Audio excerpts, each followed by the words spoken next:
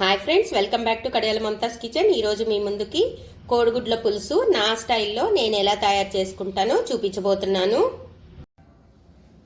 బాండలు పెట్టుకొని తగినంత ఆయిల్ పోసుకొని ఆయిల్ కాగిన తర్వాత ఆవాలు చిట్టుపట్లాడిన తర్వాత జీరా,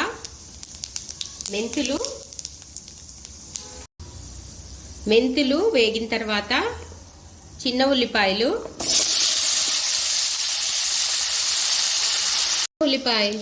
పచ్చివాసన పోయేంత వరకు మాత్రమే వేయించుకోవాలి. దాని తర్వాత తగినంత పసుపు, కరివేపాకు, తగినంత ఉప్పు వేసి ఫ్రై చేసుకోండి. దాని తర్వాత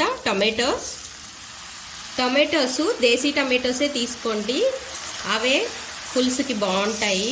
టొమాటోస్ వేసేసి మూత పెట్టుకోవాలి. టొమాటోస్ ఉడికిన తర్వాత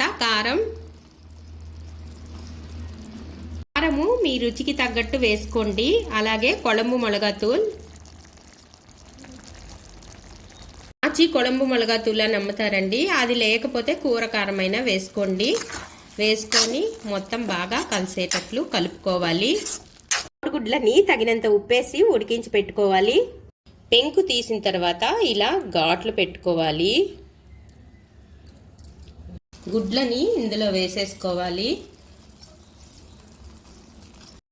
జాగ్రత్తగా మొత్తం బాగా మిక్స్ అయ్యేటట్టు కలుపుకోండి.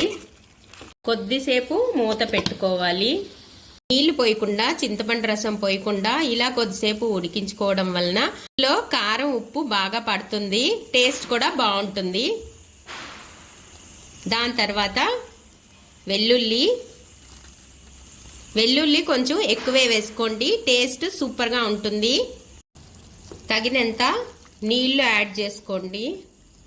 టొమాటోస్ ఎక్కువ వేసుకున్నాం కాబట్టి చింతపండు రసము చూసి టేస్ట్కి తగ్గట్టు పోసుకోండి. అంతే అండి, కోడిగుడ్ల పులుసు రెడీ అయిపోయినట్టే. ఈ వీడియో కానీ నచ్చితే లైక్ చేయండి, మీ ఫ్రెండ్స్కి కూడా షేర్ చేయండి. ఇంకొక మంచి రెసిపీతో మీ ముందుంటాను. Thank you.